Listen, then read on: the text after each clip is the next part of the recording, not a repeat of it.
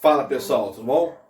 Professor Cílio mais uma vez aqui falando com vocês para as turmas de terceiro ano.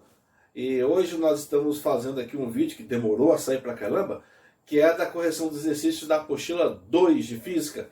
A apostila que é fornecida pela Seduc no seu novo aplicativo, Aplix, tá? Então não vamos demorar muito não, porque são poucos exercícios, esse vídeo vai ficar curto, ainda bem, tá bom? Então, pega lá a apostila, ou se você tem a apostila no seu dispositivo, abre aí para acompanhar com a aula aqui com a gente, tá bom? E bora para a aula.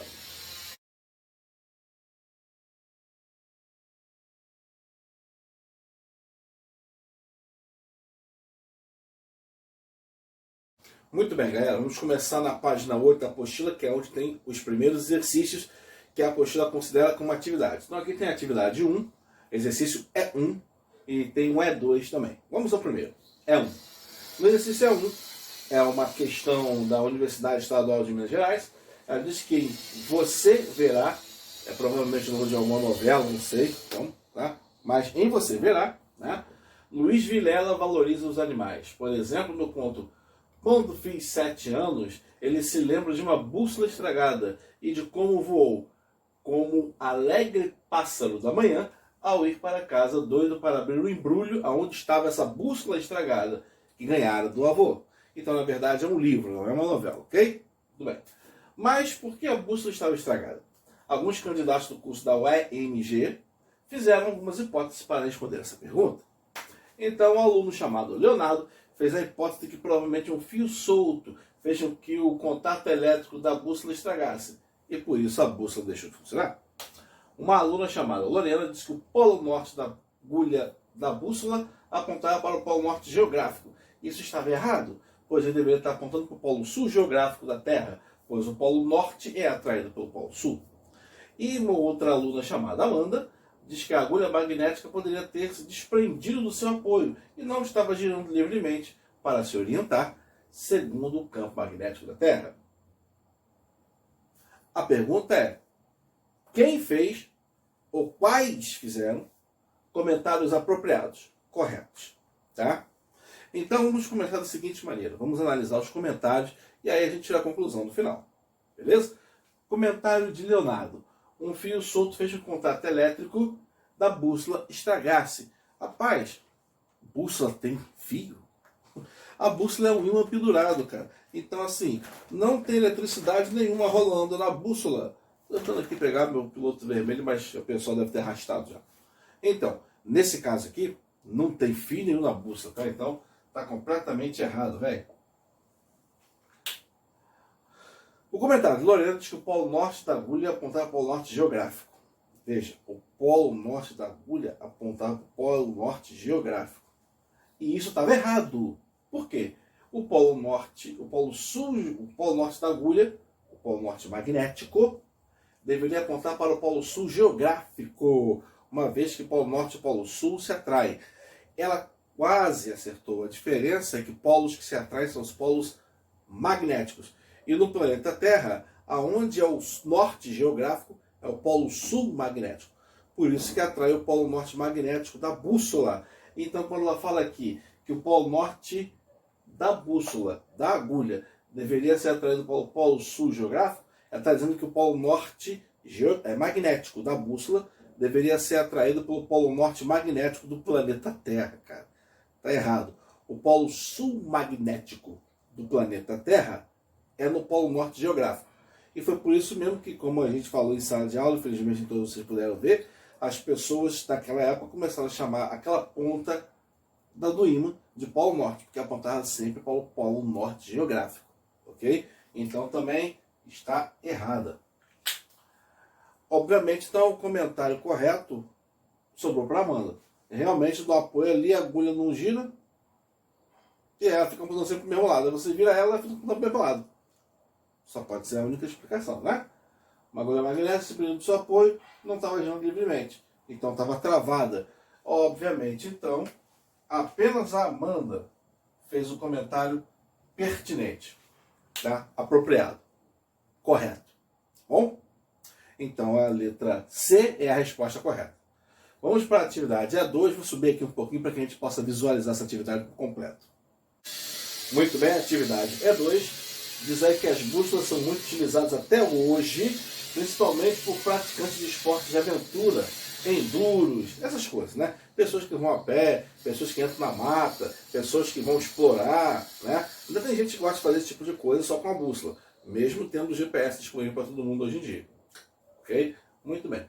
Esse dispositivo funciona graças a um pequeno ímã que é utilizado como ponteiro e que está dividido em polo norte e polo sul. Geralmente o polo norte de uma bússola é a parte do ponteiro pintada de vermelhinho e a parte que está pintada de vermelho aponta para o polo norte geográfico. Ok.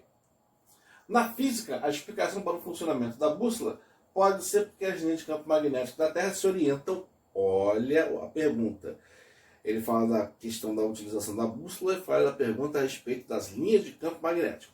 Bom, no planeta Terra, você tem então o desenho, mais ou menos aqui são as saídas das linhas de campo dos polos da Terra. E a gente já falou, e vou falar de novo, obviamente, que essas linhas passam por dentro da Terra e saem pelos polos. Sempre saindo pelos polos, fazendo aquele contorno característico de linha de campo magnético, né? Aqui.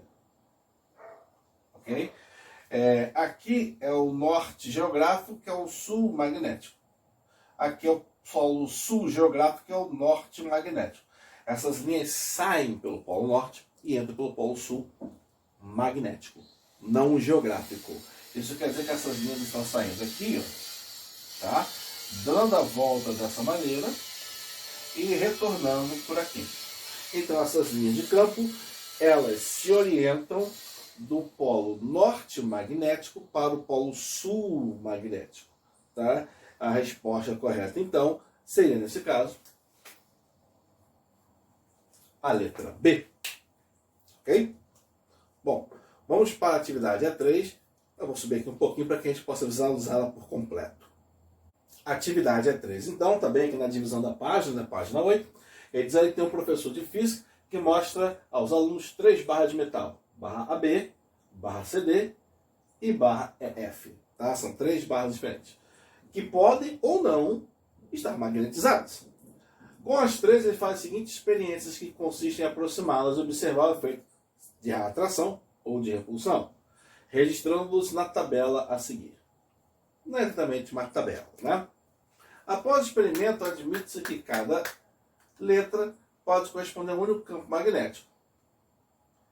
E aí os nossos alunos concluíram o quê? Bom, como você pode ver, veja só,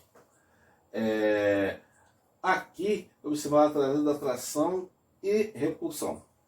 Repara, é provável que isto aqui signifique que AB, ok, está atraindo esses caras, tá? O desenho está meio confuso porque deveria ter setas ou texto indicando que houve atração ou repulsão em cada caso, tá? Mas deixe-me dizer que provavelmente aqui rolou uma atração. Provavelmente aqui rolou uma atração. E provavelmente aqui rolou uma atração, tá? Repara que a barra AB, ela atrai o polo C e também atrai o polo T da barra CD. Então a barra CD está sendo atraída pelo mesmo lado de AB, pelos seus dois lados. Isso não é o comportamento do ímã. Se fosse um ímã, C é atraído, D deveria ser repelido. Opa! Então se rolou uma atração dupla entre eles, significa que CD não é uma barra imantada ou magnética. Provavelmente CD é uma barra de ferro, né? Não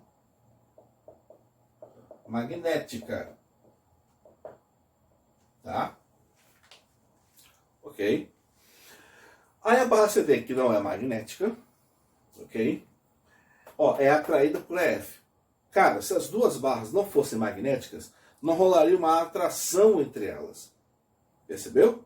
Então, se CD está de boas com a sociedade e EF está de boas com a sociedade, isso quer dizer então que os dois são iguaizinhos. Não são magnéticos. Só que nesse caso, a gente já descobriu que DC é uma barra não magnética e EF está sendo atraído por ela. Então isso quer dizer que EF é uma barra magnética. Então vamos trocar o termo barra magnética por ímã. AB tem que ser um ímã. Assim como EF também tem que ser um ímã. Tá? E CD não pode ser um ímã, porque está tendo os dois lados atraídos pelo mesmo polo de um ímã. Tem como. Tá? Isso quer dizer então que a opção correta somente as barras AB e EF são ímãs. Então a opção correta é a letra C nessa questão, tá? Ok? Nós vamos então para a atividade 2. Deixa eu mudar aqui a tela. Muito bem, como você pode ver aqui, a atividade 2 encontra-se na página 14 da apostila. Já está lá no capítulo de eletromagnetismo. Isso quer dizer que durante esse capítulo todo, que é uma quantidade de matéria grande pra caramba, falou sobre esse assunto. Então algumas questões podem envolver um raciocínio um pouco mais complexo, tá? Mas vamos embora. Atividade 2, questão E1. Ele diz aqui o seguinte: o fio condutor de comprimento L, percorrido por uma corrente de intensidade I, está imerso num campo magnético B. O campo magnético é representado por essas linhas aqui, tá bom? Então o campo magnético está no sentido da esquerda para a direita, tá bom? E aí o fio é colocado, ó. A figura seguinte mostra 3 posições do fio ABCD. O fio é colocado em 3 posições diferentes. Dentro do fio, a corrente elétrica está seguindo de acordo com a setinha aqui, ó. Então quando o fio é colocado aqui, a corrente elétrica faz isso. Aqui faz isso. E aqui faz isso. Tá? Em relação à direção do campo magnético ali, então tem inclinações diferentes.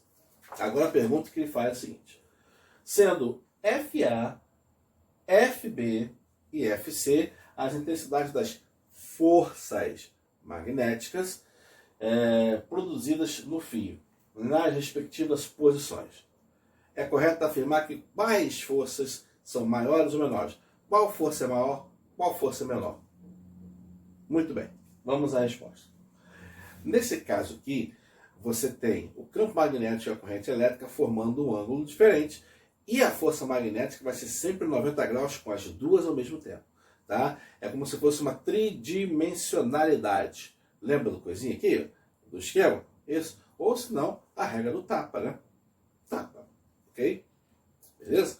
Então, só que aqui é muito mais a questão do ângulo. Do ângulo, cara. Então, ó, aqui você vai ter o valor da força, porque ele quer o valor, tá?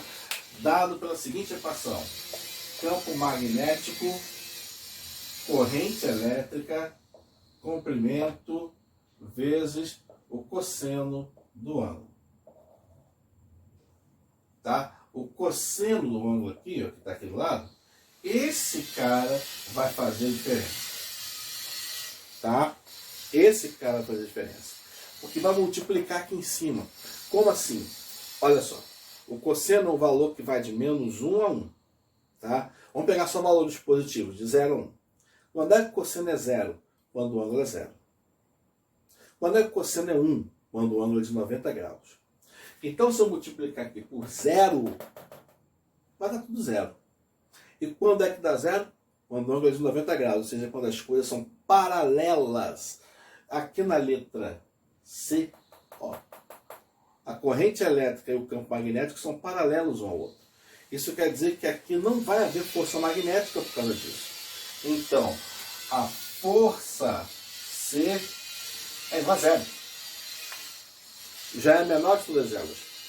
E o caso mais alto, o valor mais alto, né, no caso, é quando o cosseno vai dar 1. O cosseno vai dar 1 quando o ângulo que eu colocar aqui for de 90 graus. 90 graus. Qual das situações ele mostra o ângulo de 90 graus entre a corrente e o campo? A primeira, né? Não, a segunda.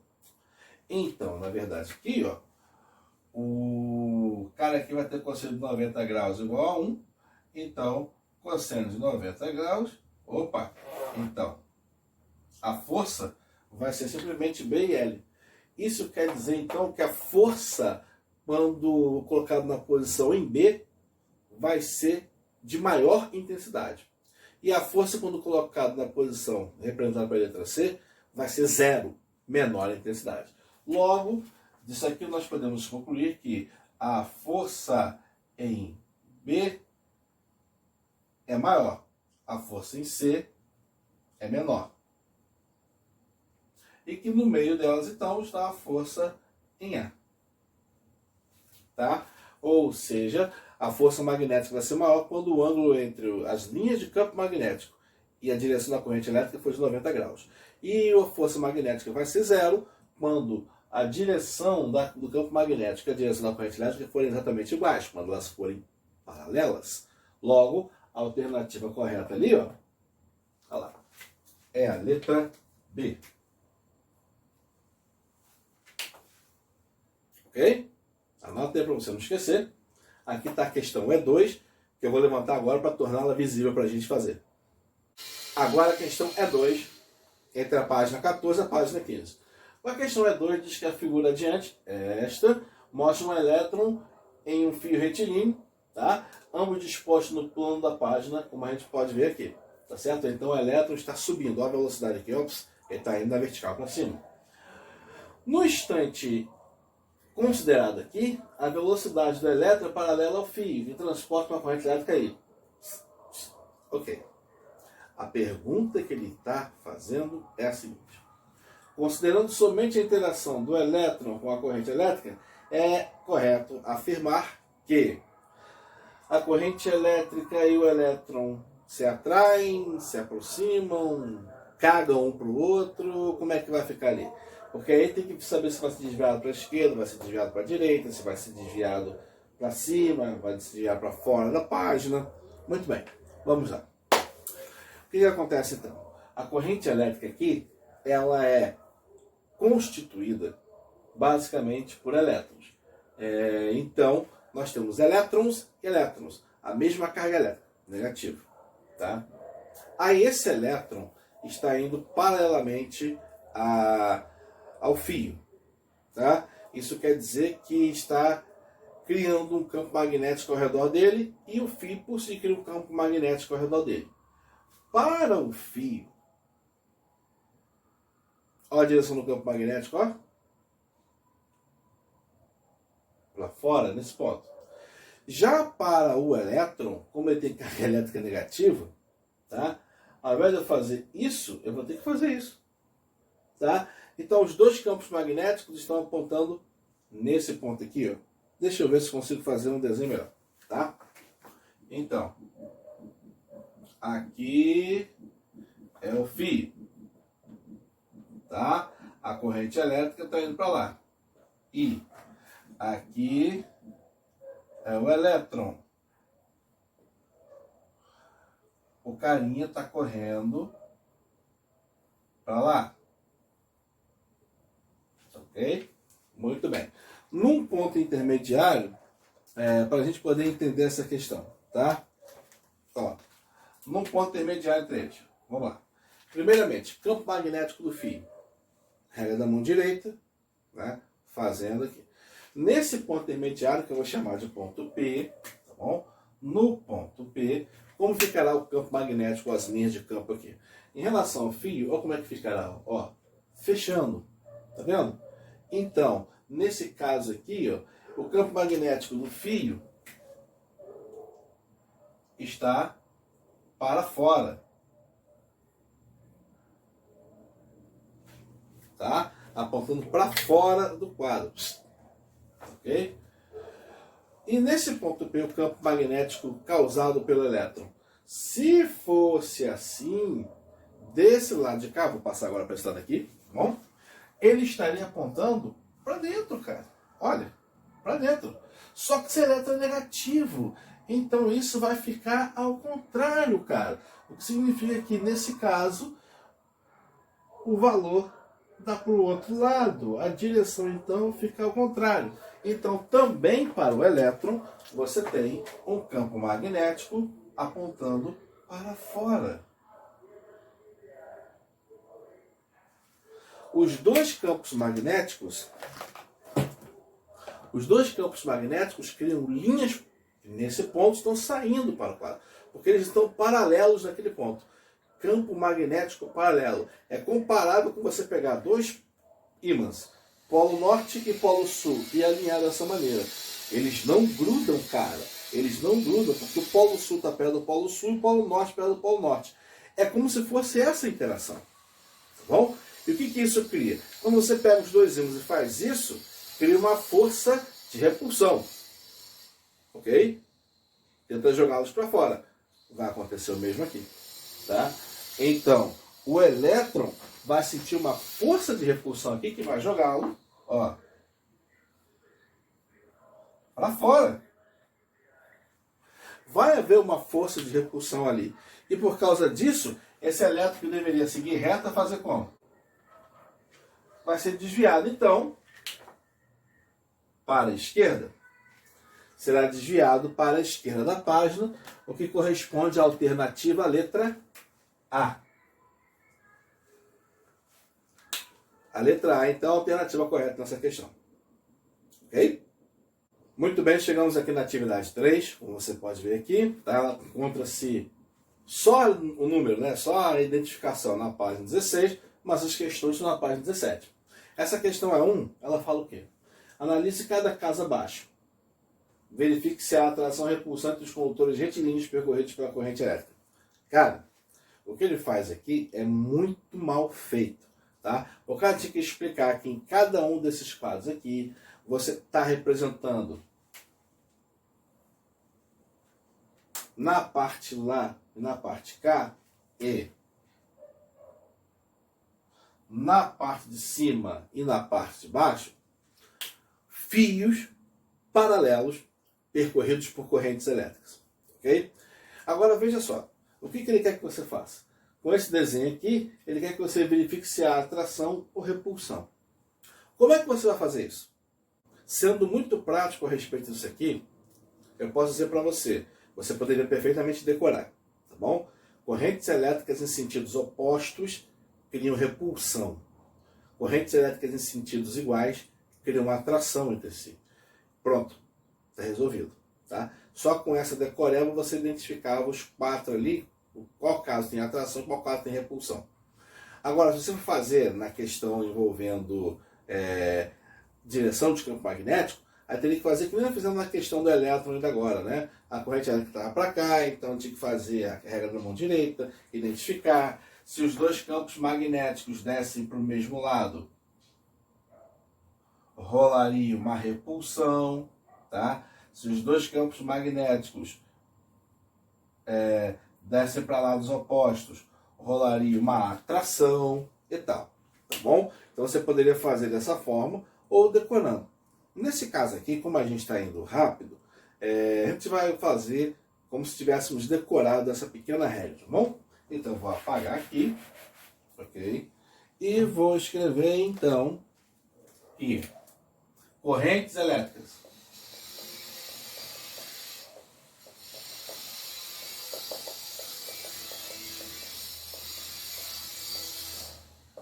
Em fios. Vamos lá.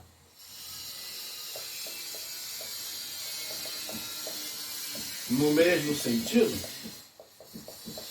o que vai rolar? Atração.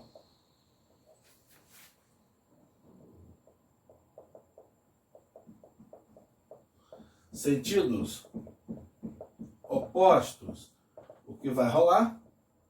Repulsão.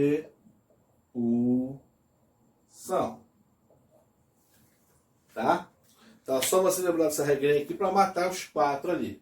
Os quatro, né? Eu vou apagar só essa linhazinha aqui para tornar a coisa igualzinha aquilo que está na apostila, que eu não concordo muito, mas enfim, está lá desse jeito, eu vou deixar desse jeito. Tá bom? Então, vamos ao primeiro caso aqui. No primeiro caso, que é a letra A, as correntes elétricas estão para o mesmo lado. Sentidos opostos e sentidos iguais. Nesse caso, sentidos iguais tem atração. Então aqui, ó, rola uma atração na letra A. Na letra B, a corrente elétrica I2 está vindo, a corrente elétrica I1 está indo. Então, na letra B, rola uma repulsão. ok? Na letra C, bolinha xizinho. O que acontece? Está entrando no quadro. O outro fio, bolinha xizinho, também está entrando no quadro. Então é como se tivesse dois fios aqui e a corrente elétrica estivesse fazendo uma assim e a outra assim também. Então, nesse caso, mesmo sentido, rola uma atração.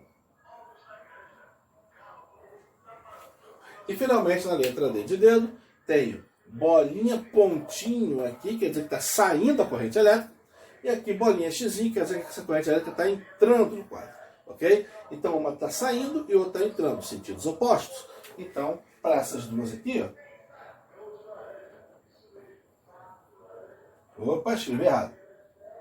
Repulsão. Ok? Beleza. Tendo feito isso aqui, vamos para a próxima. Pessoal, a atividade então é 2. Aí na mesma página ali, né?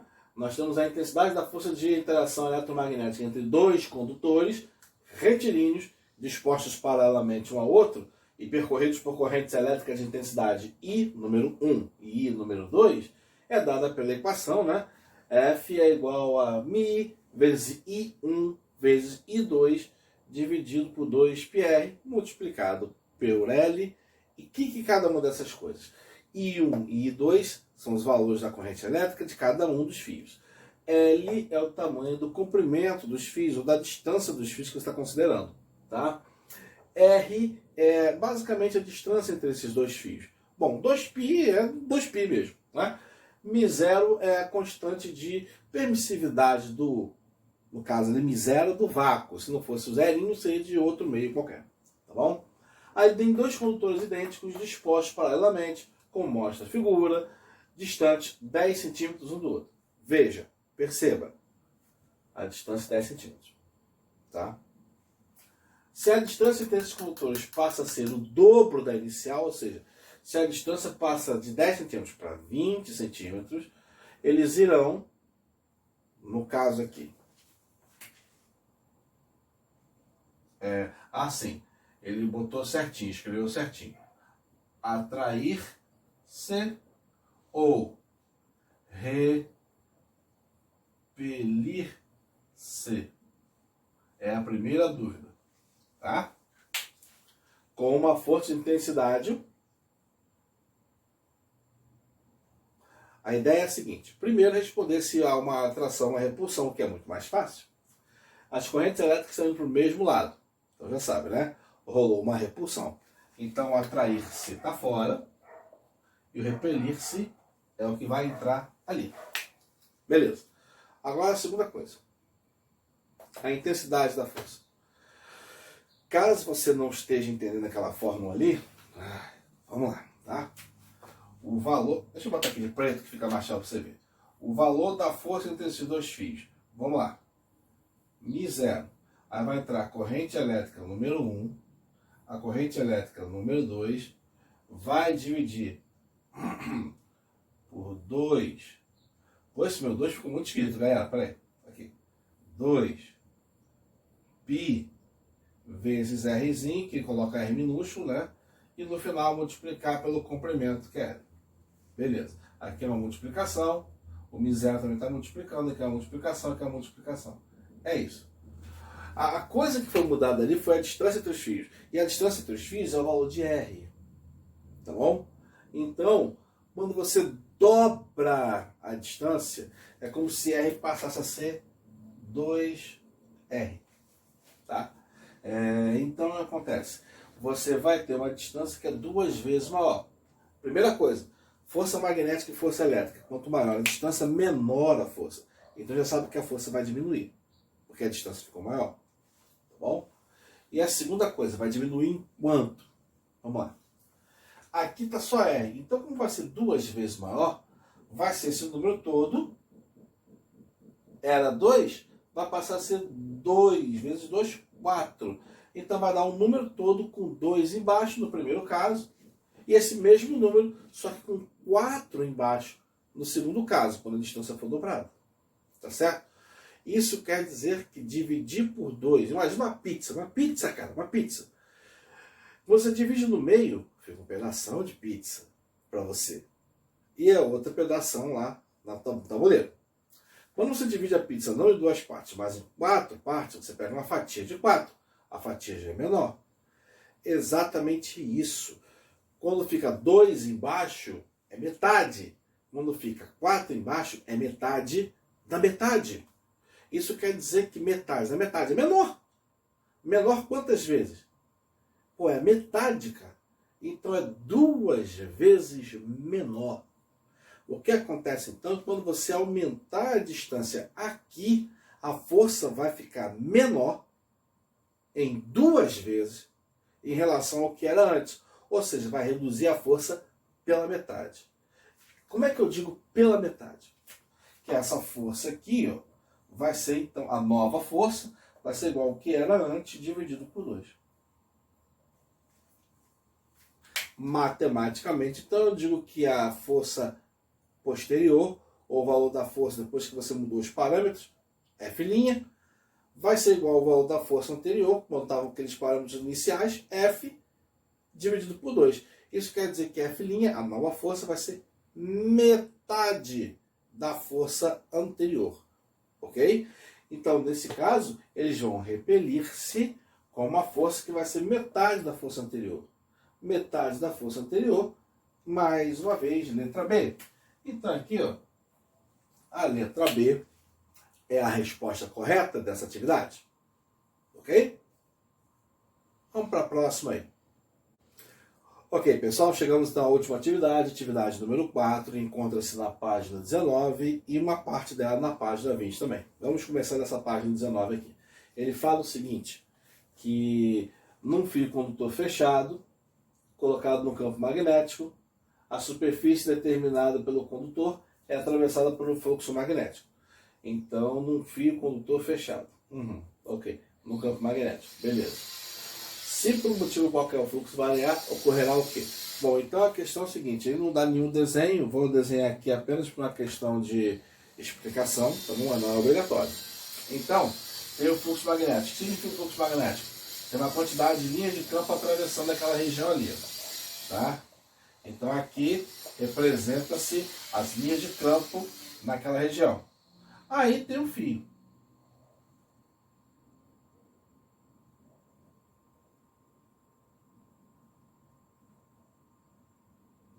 Tá ali, ó. Então o campo magnético atravessa esse fio, tá? O campo magnético atravessa uma quantidade de linhas passando pelo fio. Então tem um fluxo magnético que tem a ver com a quantidade de linhas que atravessa o fio. Aí o cara pergunta o seguinte, esse fluxo vai variar, quer dizer, a quantidade de linhas muda. A quantidade de linhas que vai atravessar aquela região do fio vai mudar. Muda-se então o fluxo magnético. O que acontece então?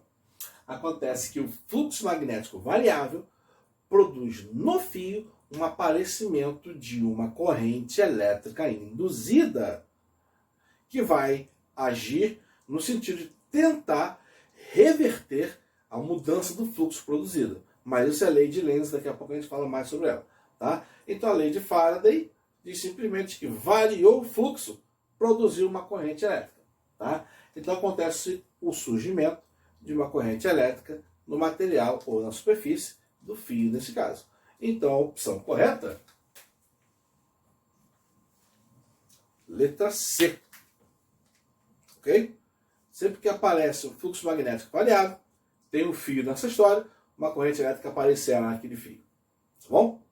Vamos pegar a próxima questão, que é a E2. Está aqui o começo do desenho, mas ela continua na página 20. Vou suspender aqui então para a gente poder vê-la por completo. Então, voltando à atividade E2, olha o desenho aqui. Ele diz que a figura abaixo apresenta uma espira e um ímã que estão próximos. Tá? Não está acontecendo nada por enquanto. Agora é que vai acontecer. Vamos lá. Das situações abaixo, a que não corresponde à indução de corrente elétrica na espira é qual? O que pode acontecer ali dessas 5 opções que não vai gerar uma corrente elétrica induzida no interior? Ou seja, vai haver uma corrente elétrica quando houver um fluxo variável. Como é que eu produzo uma variação de fluxo nesse caso? Há várias formas, mas uma das opções aqui não indica uma variação de fluxo. Vamos identificar exatamente essa. Então vamos item por item. Vamos lá.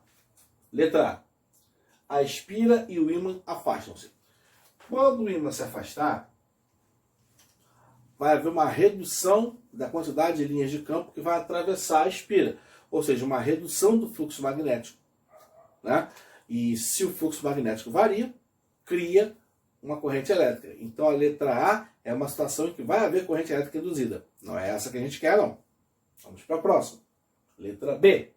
A espira estará em repouso e o ímã se moverá para cima. Vai rolar uma variação de fluxo também, porque como o ímã vai estar se afastando, a quantidade de linhas de campo que vai passar por dentro da espira também vai ser reduzida. Isso significa que, mais uma vez, haverá a produção de uma corrente elétrica induzida. Então também não é a letra B que a gente quer. Letra C. A espira se move para cima e o ímã para baixo. Isso. Então esse cara vem assim, o cara vem de lá. É a mesma coisa da letra B, tá? Vai haver uma redução da quantidade de linha de campo magnético atravessando a espira, o que vai produzir uma corrente elétrica nela. Então também não é a alternativa que a gente está procurando. Tá bom? Vamos à próxima. Letra D. A espira e o ímã não se aproximam. Se todo mundo ficar parado, não rola mudança de fluxo. Se não rola mudança de fluxo magnético, também não cria uma corrente elétrica induzida no metal. Então, por enquanto, a letra D é a alternativa que contém uma solução que não produz corrente elétrica induzida. Apenas por um desencargo de consciência, vamos à letra E. Ele diz aqui que a espira e o ímã se movem com a mesma velocidade para a direita. Muito bem. Olha que situação. Para a direita aqui, ó. Se dá com a mesma velocidade, eles não se afastam, não se aproximam e o fluxo magnético também não varia. Aí ficou entre a letra D e a letra E. Nesse caso, a letra D tem um pequeno detalhe que vai fazer com que nós identifiquemos que ela pode ser uma solução que gera uma corrente elétrica no fio. Qual é? O que quer dizer não se aproximam? Quer dizer que não chega perto. Mas não se aproximar pode ser permanecer na mesma posição ou se afastar. Então, na verdade, o cara coloca uma coisa que dá para você interpretar diferente. Tá? Se não houver aproximação, o que significa? Ou ficou ou foi embora. Então, nesse caso, pela possibilidade de haver uma segunda interpretação, a letra D ela pode sim representar uma situação na qual apareça uma corrente elétrica, por causa de não se aproximar, poder significar se afastar. Agora, a letra E não deixa dúvida não.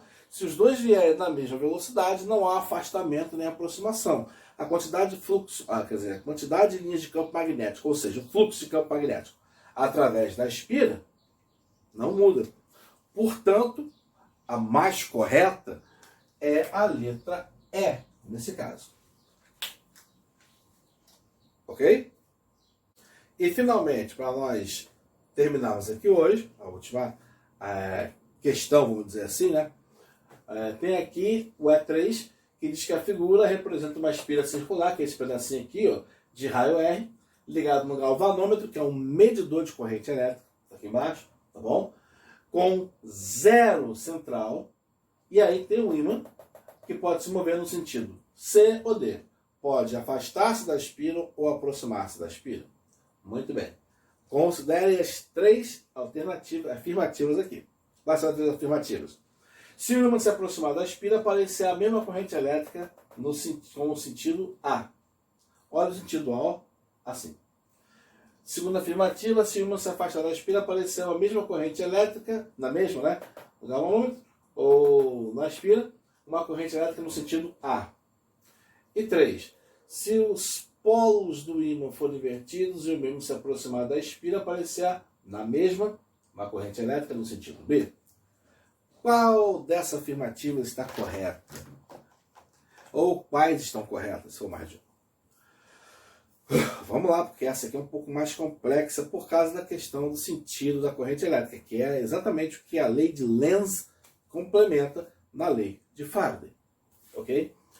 Nesse caso aqui, tanto se você aproximar como se afastar o ímã, vai haver corrente elétrica que vai ser registrada aqui no galvanômetro. Beleza. A questão é em que sentido essa corrente elétrica vai girar. Ok? Como que eu vou saber disso?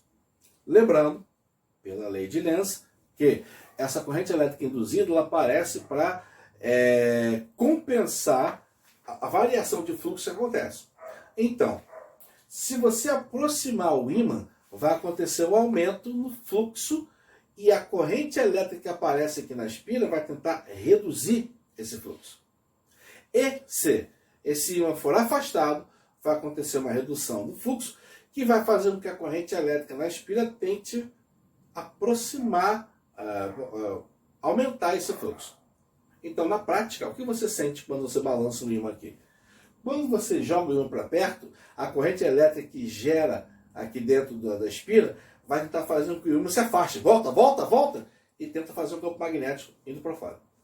Se esse ímã vai para fora, essa corrente elétrica gira aqui no sentido, opa, volta para cá, volta para cá, volta para cá. E tenta contrabalancear essa mudança. Tá bom? Muito bem. Então vamos afirmativa por afirmativa. Vamos à primeira. Se uma se aproximar da espira, aparecerá na mesma uma corrente elétrica no sentido A. Olha o polo norte. Como é que está esse cara? Esse cara está com as linhas de campo saindo, certo? E aí quando se aproxima, mais linhas de campo vão tentar atravessar. O que significa que a corrente elétrica vai tentar afastá-lo. Então esse campo jogando para lá, vai criar um campo jogando para cá. Isso quer dizer que essa corrente elétrica vai fazer aqui, ó. Olha o dedo polegar.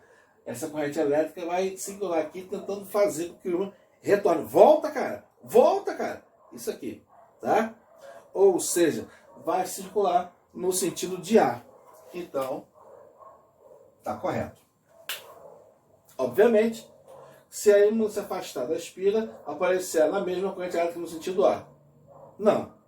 Se afastar da espira do para C, o cara vai fazer o quê? Volta para cá, volta, volta.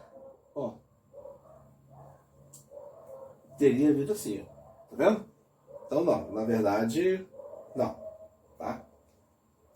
Agora, a letra... Então aqui, peraí. É não, né? Exatamente o contrário da 1. Se a 1 está correta, a 2 está incorreta, obviamente. Agora a 3. Tá? Se os polos... cadê? Aqui. Se os polos do ímã forem invertidos. Então passou a ser sul aqui e aqui passou a ser norte. E o mesmo se aproximar da espira, aparecerá na mesma uma corrente com sentido B. A corrente elétrica, então, se inverte quando o ímã é virado, mantendo o movimento. Então, um polo norte indo para lá, a corrente elétrica vai fazer isso. Se fosse o polo sul, a corrente faria isso. Correto? Correto, cara.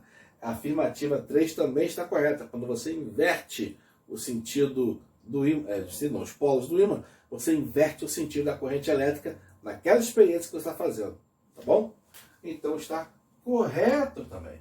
Obviamente, então, as afirmativas 1 e 3 são as corretas.